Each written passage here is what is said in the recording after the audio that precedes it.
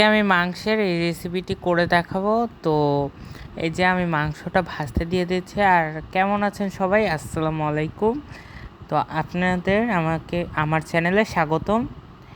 তারপর এই যে আমি পেঁয়াজটা ভাজতে দিয়ে দিয়েছি এবং আমি এখানে কিছু গরম মশলা দিয়ে দিলাম, লং, এলাচ, দারুচিনি আর তেজপাতা। পেঁয়াজটা ভাজা হয়ে যাওয়ার পরে এই যে দেখেন এরকম লুকস আসছে। এবার দিয়ে দিচ্ছি লবণ আর পরিমাণ মতো জল।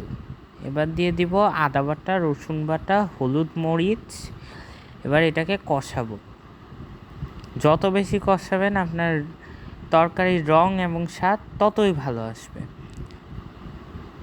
তো এবার আমি দিয়ে দিচ্ছি টক দই।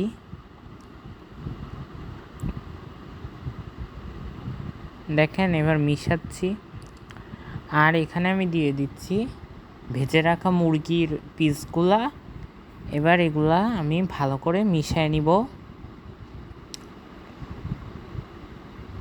এবার মুরগি হয়ে আসছে কষানো। তারপর আমি দিয়ে দিচ্ছি আলুগুলা। এবার দিয়ে দিচ্ছি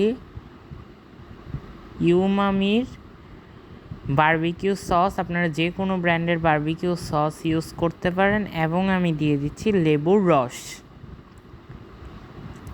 সব কিছু আপনাদের স্বাদ অনুযায়ী দিবেন। এবার দিয়ে দিচ্ছি পানি।